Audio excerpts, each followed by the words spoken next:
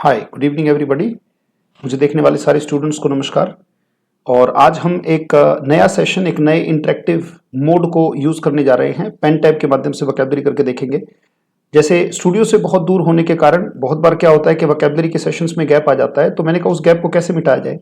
तो power point पे slides बनाकर वोकैब मंत्रा जो बुक है उसे डिस्कस किया जाएगा और बेहतरीन तरीके से चीज़ों में कंटिन्यूटी लाई जाएगी, ताकि आपको हफ्ते में कम से कम 3-4 वोकैब की बुक, वोकैब जो मंत्रा हमारी बुक है उसकी जो वोकैबुलरी है उसको कवर करने में मदद मिले। दूसरा, आपको नए शब्दों को सीखने में जो लॉन्ग गैप है वो खत्म हो जाए और आपके नोट्स जो है बेहतरीन स्पीड से बन सके। तो इसमें डेफिनेटली आप उतनी ही डेडिकेशन से सेशन को अटेंड कीजिएगा और बेहतरीन तरीके की एक्सप्लेनेशन जैसा कि पहले हुई है आज तक वैसे ही चीज़ों को एक्सप्लेन करके चलेंगे हम। तो without taking more time let's start the session. आइए शुरू करते हैं आज का सेशन। जैसा कि आप देख रहे हैं स्लाइड पे कि वोकैब क्लास, आप देख रहे हैं स्क्रीन पर कि वोकैब क्लास 164 164वीं क्लास है। इससे पहले की 163वीं क्लास, 63 क्लास जो हुई है वो आपकी जिम्मेदारी है, उस पर मेहनत कीजिएगा। वोकैब मंत्रा डे 24, ये हमारी बुक का जो चैप्टर है वोकैब मंत्रा जो बुक है उसका डे 24 हम डिस्कस कर रहे हैं और ये है हमारा आज का पहला वर्ड। और पहला वर्ड आपके सामने आप देख रहे हैं लिखा हुआ है इनिशिएट। फिर से बोले एक बार, इनिशिएट। फिर से बोले इनिशिएट। और इनिशिएट जो है वो एक वर्ब का, एक काम का काम करती है। मतलब ये एक वर्ब है, एक वर्ब की तरह फंक्शन करती है। जो इनिशिएट वर्ड है दिस इज अ वर्ब, यानी कि एक काम है। इनिशिएट का मतलब होता है, वर्ब का मतलब क्या होता है, काम। तो ये एक काम है, इसका मतलब होता है कोई चीज शुरू करना। इनिशिएट का मतलब है कोई चीज शुरू करना। जैसे हमने अपना सेशन अभी अभी क्या किया है, इनिशिएट किया है।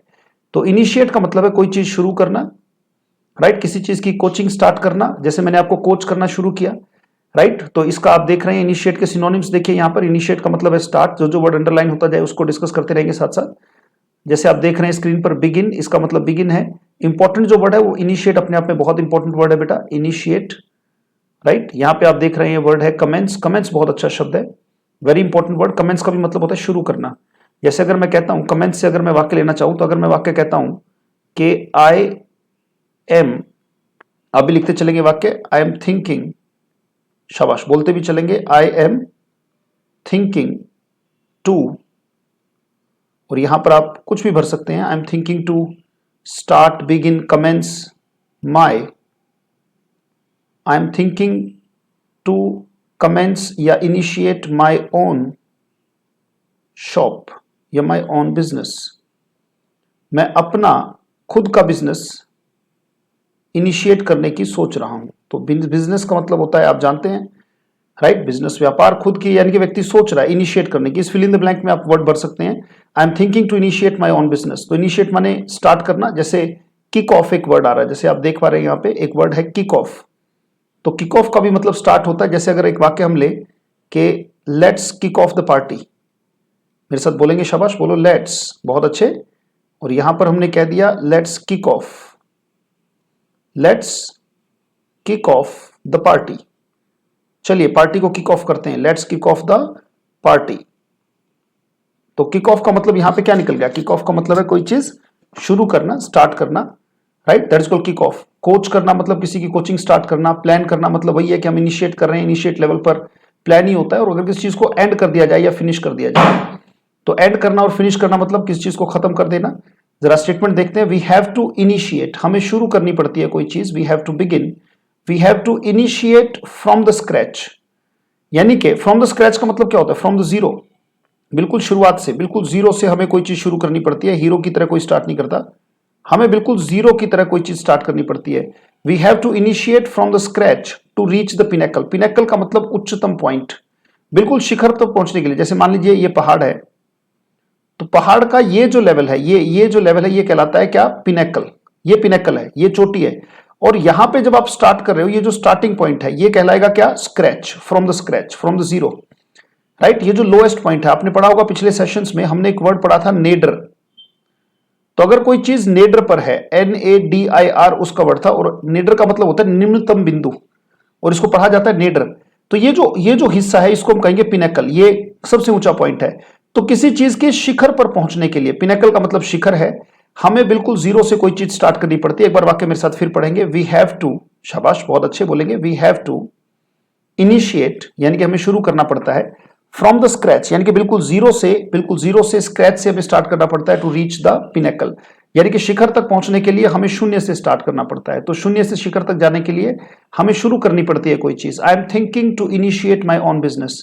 अगर कहा जाता है let's kick off the party, इसका मतलब है सीधा सीधा कि चलिए पार्टी को शुरू करते हैं। तो पहला वर्ड हमारा आया इनिशिएट, जिसका मतलब इसमें दो बड़े इंपॉर्टेंट वर्ड मिले। एक तो इनिशिएट में कमेंस वर्ड बड़ा इंपॉर्टेंट है, इसको स्पेशली अंडरलाइन करेंगे। एक वर्ड किक ऑफ मिला, ये भी बहुत अच्छा शब्द है। कोच कॉमन शब्द है, प्लान कॉमन शब्द है, राइट। तो इनिशिएट का मतलब कोई चीज स्टार्ट करना। तो पहला वर्ड हमने किया, जो फर्स्ट वर्ड है वो इनिशिएट है। तो इनिशिएट का मतलब टू बिगिन समथिंग, टू किस चीज को शुरू करना, that is called initiate. Now let's do the second word. और सेकंड वर्ड आपके सामने दिखाई दे रहा है लाइथ। इसका जो उच्चारण है वो मैं यहां पे लिख देता हूं। इसका उच्चारण है लाइथ, राइट। सो ये इसका उच्चारण है बेटा, लायथ। ल में आ की मात्रा, य और थ। और लायथ का मतलब बहुत फुर्तीला, बहुत एक्टिव, जो बहुत जल्दी शेप ले ले। कोई भी काम दो तो उसी तरीके से बिहेव करने लगे, बड़ा फ्लेक्सिबल किस्म का, बड़ा फुर्तीला किस्म का, वो लायथ होता है। निम्बल, निम्बल माने भी एक्टिव होता है। निम्बल का मतलब बहुत फुर्तीला। अगर सिंपल वर्ड इसके लिए लिखना चाहें तो एक वर्ड लिख सकते हैं अपनी नोटबुक में, और वो वर्ड है एक्टिव, राइट। अगर वर्ड लिखना चाहें तो ये क्या वर्ड है, एक्टिव, ACTIVE, एक्टिव। एक्टिव का मतलब फुर्तीला। लाइवली भी मतलब वही है, जिंदा दिल। सप्लाई मतलब continuous supply of energy, right. तो सप्लाई का मतलब होता है सप्लाई जो रुकती नहीं, दैट इज कॉल्ड, जो लगातार फुर्तीला रहता है। वर्ड आ गया एनर्जेटिक, यानी कि ऊर्जा से भरा हुआ, फुल ऑफ एनर्जी। एजाइल का भी मतलब फुर्तीला, और इसका उच्चारण है बेटा, यहां पे मैं लिख देता हूं इसका उच्चारण, राइट। इसका उच्चारण है अजाइल। ये पढ़ा जाएगा, कुछ बच्चे एगिल एगिल करते, it is not agile, it is agile. Agile word पढ़ा जाएगा, और अपनी नोटबुक में इसका उच्चारण लिख लेंगे अगर दिक्कत है तो उच्चारण में। तो अजाइल का मतलब होता है कोई चीज जो बहुत फुर्तीली, बहुत एक्टिव है। अच्छा, उल्टे में देखो, इसका मतलब है डल और lethargic.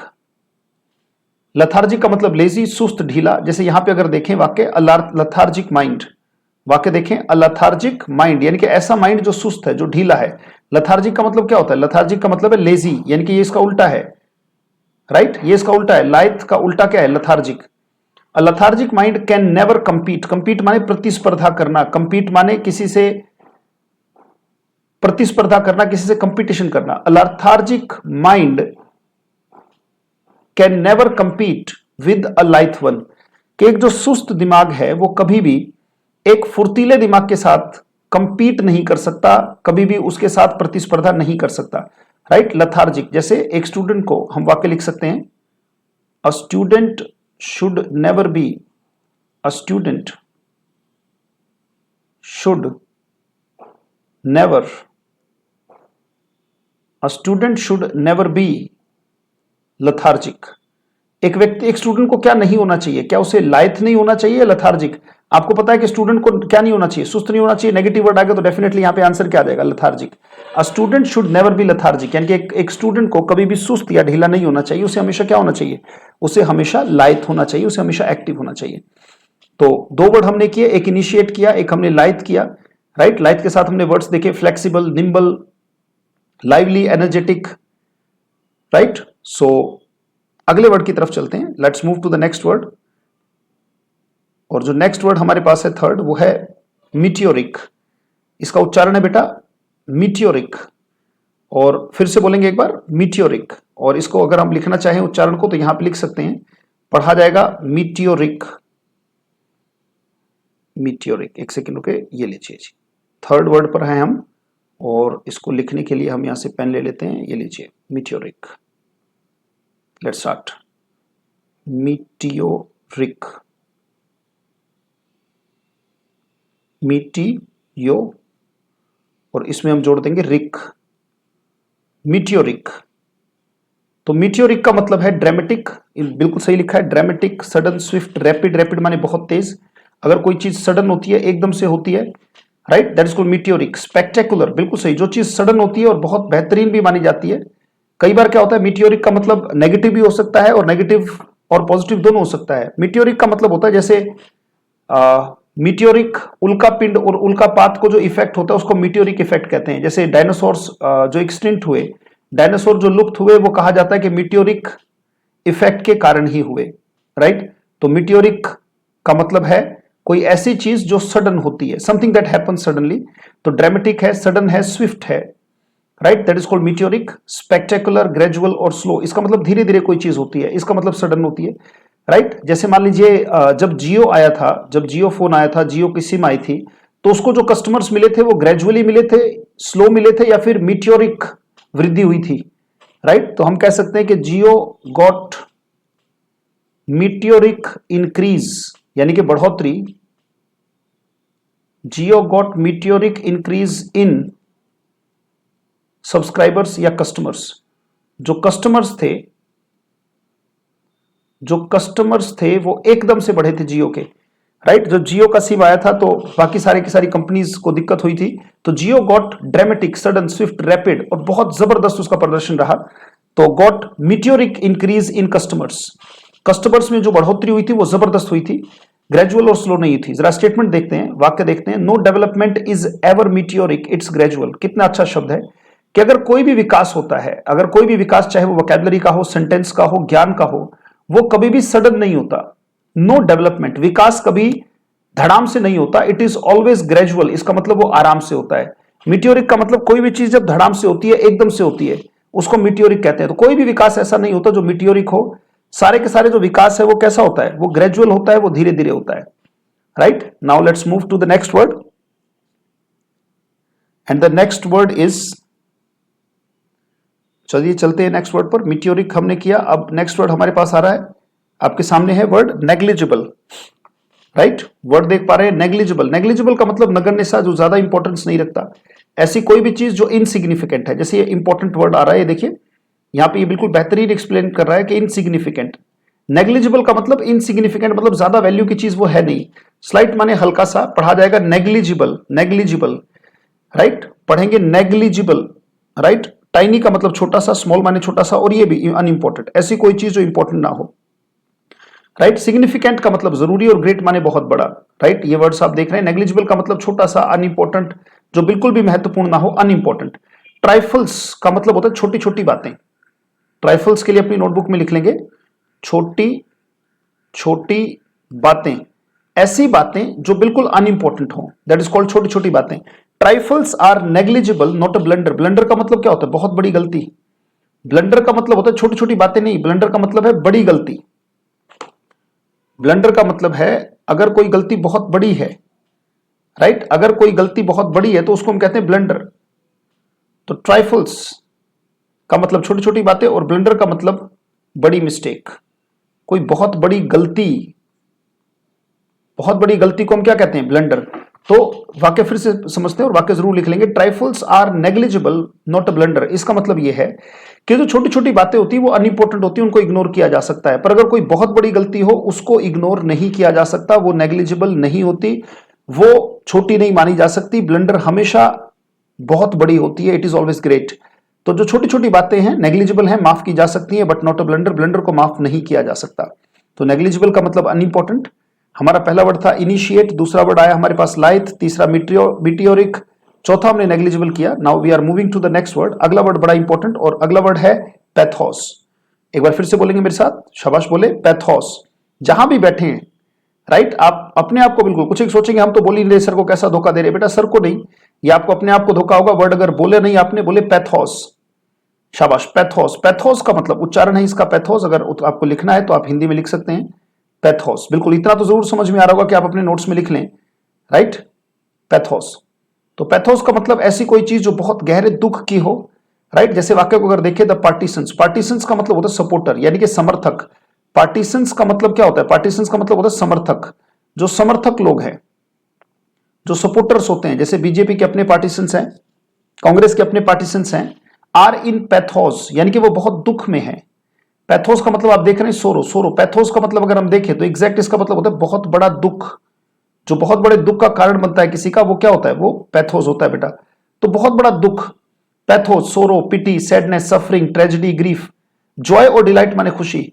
पार्टीसंस are in pathos after their party has lost election. देखो कितना प्यारा वाक्य है कि जो समर्थक हैं वो बहुत दुखी हैं, किसके बाद, जब उनकी पार्टी जो है इलेक्शन हार चुकी है, क्योंकि सपोर्टर्स तो बहुत दम लगाते हैं। तो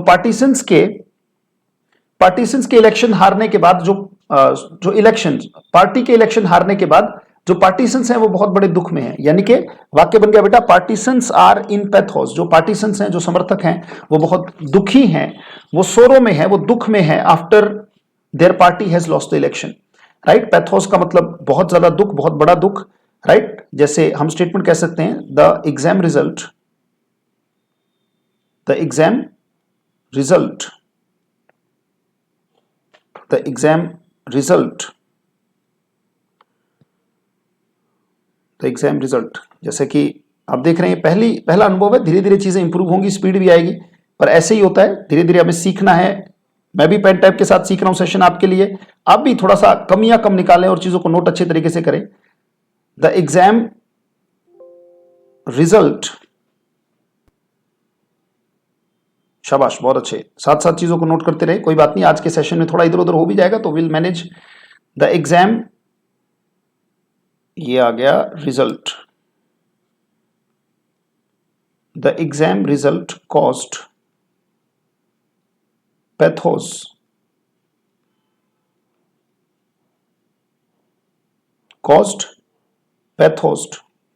फॉर लेजी स्टूडेंट्स। लथार्जिक जो वर्ड आपने किया था इससे पीछे, फॉर लेजी स्टूडेंट्स, जो सुस्त स्टूडेंट्स थे उनके लिए जो रिजल्ट है वो कैसा बन गया, राइट। जो स्टूडेंट जो सुस्त तरीके से काम कर रहे थे उनके लिए उन्होंने एक सोरो का काम किया, right, for the lazy students. The exam result caused, second form लगा देंगे, caused pathos for lazy students. और हमारा ये वाक्य अपने आप से नोट कर ही लेंगे, the participants are in pathos after their party has lost election. यानी कि पार्टी के इलेक्शन हारने के बाद जो सपोर्टर्स हैं वो क्या हैं, वो दुख में हैं, परेशान हैं, राइट। तो 5 वर्ड्स हमने किए, let's move to the next one. छठे वर्ड पर आ गया, the word is pernicious. Word क्या है हमारे पास, फिर से बोलेंगे एक बार, परनिशियस, फिर से बोलेंगे परनिशियस, राइट। परनिशियस का मतलब होता है कोई चीज जो बहुत हार्मफुल होती है, खतरनाक।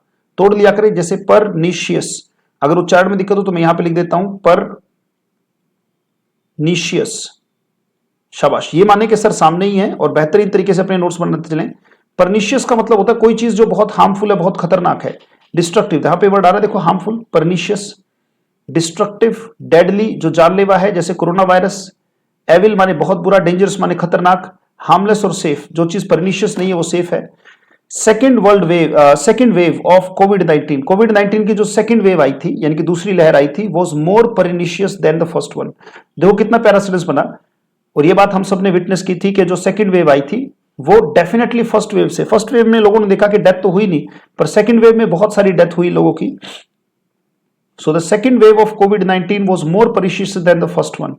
यानी कि जो सेकेंड वेव थी कोविड की वो फर्स्ट वेव से भी ज्यादा परनिशियस थी, यानी कि हार्मफुल थी, खतरनाक थी, राइट। परनिशियस का मतलब हार्मफुल। जैसे हम कह सकते हैं, बोलेंगे मेरे साथ, बोले स्मोकिंग इज, शाबाश, बोले स्मोकिंग इज परनिशियस, और यहां पे एक फिल इन द ब्लैंक बन जाएगा, फॉर हेल्थ।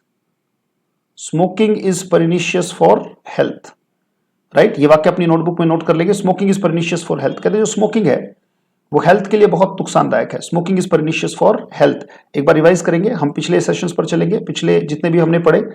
पहला वर्ड हमने किया इनिशिएट, और इनिशिएट में हमने देखा स्टार्ट, बिगिन, कमेंस, राइट, कोई चीज किक ऑफ करना, कोच, प्लान। हमने सेंटेंस लिया, we have to initiate from the scratch, जैसे कि आज हम अपने पेन टैब के सेशन को स्क्रैच से स्टार्ट करें, बिल्कुल जीरो से।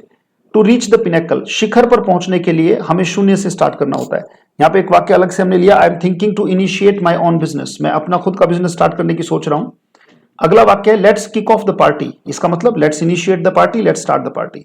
सेकंड पर अगर हम आए तो सेकंड हमने लाइथ पढ़ा, a student should never be lethargic, यहां पे हमने लथार्जिक पढ़ा, वर्ड देखे लाइथ, लाइथ का मतलब बहुत फुर्तीला। A lethargic mind can never compete with the lithe one, एक ऐसा दिमाग जो कि फुर्तीला है, राइट, वो हमेशा हरा देगा लथार्जिक माइंड को। तो जो लथार्जिक माइंड है वो कभी भी फुर्तीले दिमाग के साथ कंपीट नहीं कर सकता। अगला वर्ड हमने मीटर पढ़ा, मीटियोरिक पढ़ा, और मीटियोरिक का मतलब एकदम से, धड़ाम से होने वाला।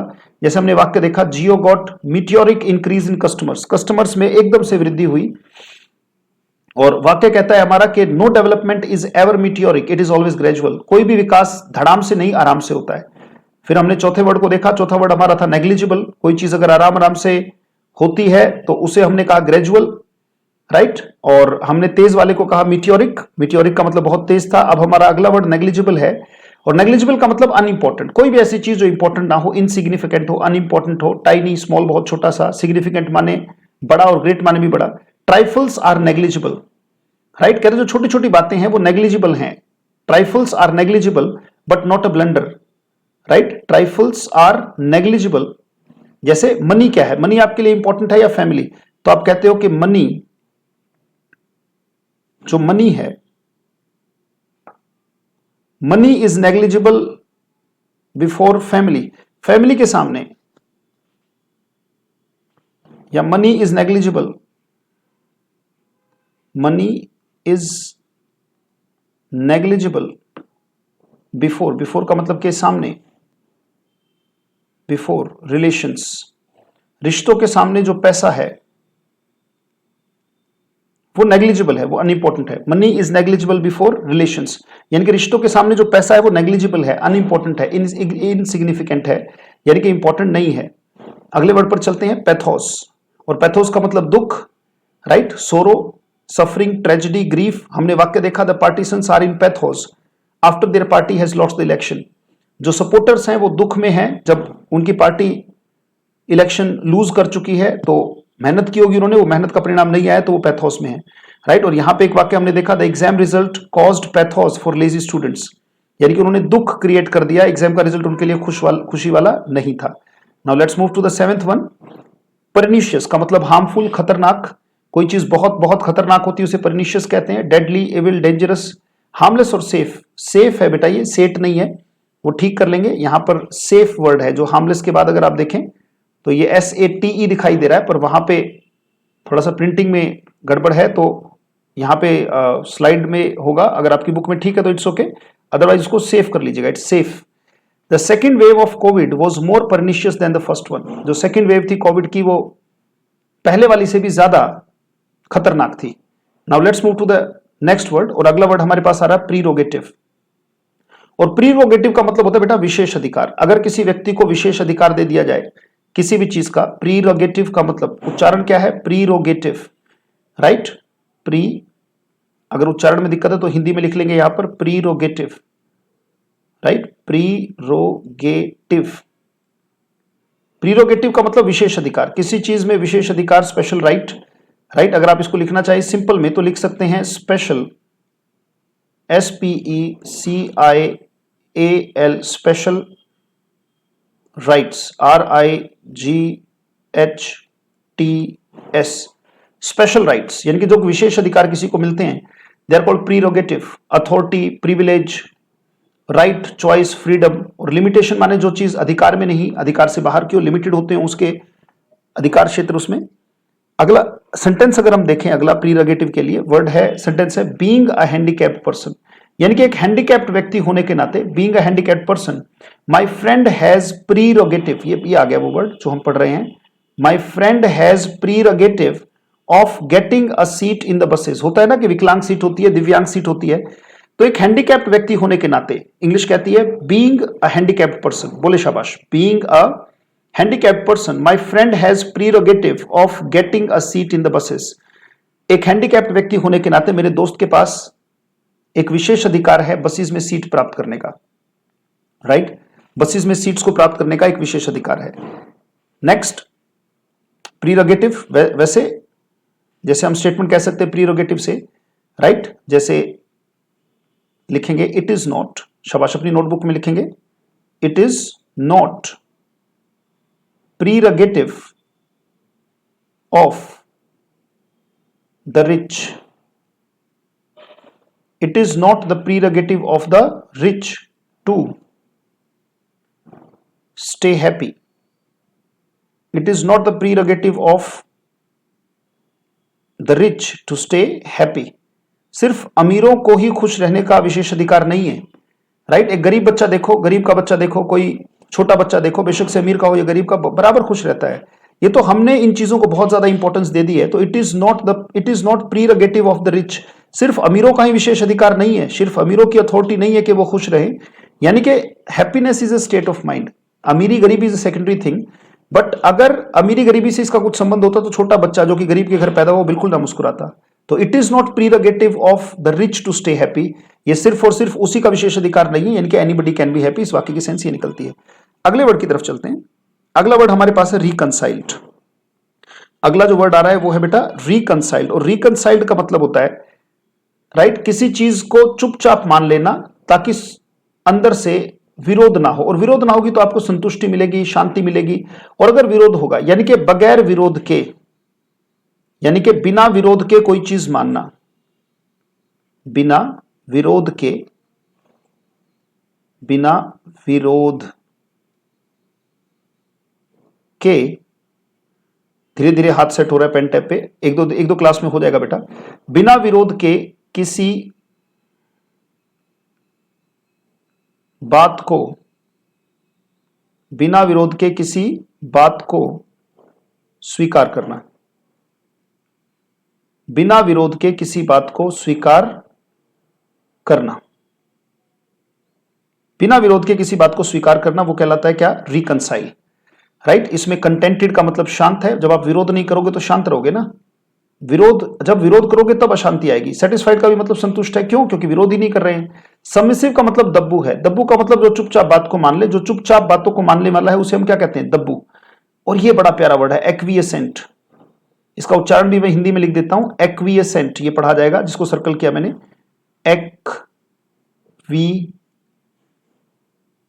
एक्विएसेंट।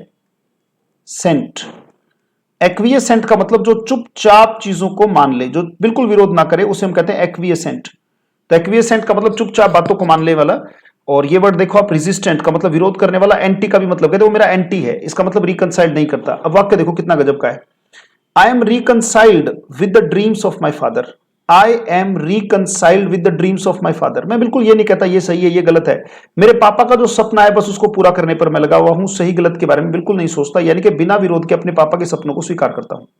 आई am reconciled with the dreams of my father. I am reconciled with the dreams of my father. जैसे फॉर एग्जाम्पल अगर हम स्टेटमेंट कहें कि यू शुड, आपको होना चाहिए, यू शुड बी। धीरे धीरे राइटिंग भी साफ हो जाएगी क्योंकि धीरे धीरे आदत होगी। पेन टैप की आज पहला दिन है। You should be reconciled, you should be reconciled with the rules of, या तो कॉन्स्टिट्यूशन कह दो या फिर रूल्स ऑफ सोसाइटी। समाज ने अपनी व्यवस्था के लिए जो भी नियम बनाए हैं उसको सहर्ष स्वीकार कर लेना चाहिए, शांति से। उसका एंटी होना ठीक बात नहीं होती। तो 8 words we have done so far. अब हम अपने 9वें वर्ड की तरफ जा रहे हैं और 9वां वर्ड पढ़ा जाएगा रिट्रिक। मेरे साथ फिर से बोलेंगे रिट्रिक। शाबाश, फिर से बोले रिट्रिक। उच्चारण में यहां पे लिख देता हूं बेटा आपके लिए। चलिए लिखते हैं रिट्रिक। रिट्रिक, रिट्रिक का मतलब इतना प्रभावशाली तरीके से बोलना, राइट, प्रभावशाली तरीके से बोलना कि लोगों को समझ में आए कुछ। पब्लिक स्पीच, यानी कि प्रभावशाली तरीके से बोलने की कोशिश करना, that is called public speech. यानी कि रिट्रिक का मतलब होता है खड़े होके भाषण देना कहीं पे और कोशिश करना कि मैं बहुत अच्छी स्पीच दूं, स्पीचिफाइंग, यानी कि किसी बात को भाषणबाजी में लाना। छोटी सी बात होती है एक्सप्रेशन, बिल्कुल सही। जब कोई स्पीच देगा तो अपने आप को एक्सप्रेस तो करेगा ही। और चुप रहना, रिट्रिक का मतलब होता है भाषणबाजी करना। और साइलेंस और हर्ष का मतलब क्या होता है? चुप हो जाना, राइट, मौन जिसे कहते हैं। I could not get the rhetoric of the minister after the protest. यानी कि ये है कि जो प्रोटेस्ट के बाद, जो प्रोटेस्ट हो रहा था उसके बाद जो मिनिस्टर ने अपनी स्पीच दी, मुझे वो समझ में नहीं आई। रिट्रिक का मतलब क्या है? स्पीच।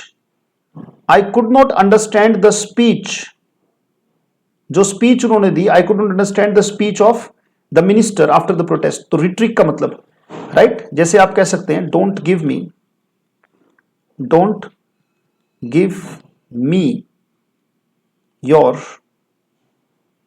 रिट्रिक। कह रहे भाई मुझे अपना भाषण सुनाने की जरूरत नहीं है, किसी और को सुनाओ जाके, राइट। तो मेरे सामने चुप ही रहो। इसका मतलब क्या है? Don't give me your rhetoric का मतलब है भाई अपनी जुबान बंद रखो, keep quiet, stay silent. Don't give me your rhetoric का मतलब है चुप रहो, stay silent, don't speak anything. Stay silent का मतलब भैया चुप रहो। Don't give me your rhetoric का मतलब यह है कि मुझे भाषण देने की जरूरत नहीं है, मैं सब समझता हूं।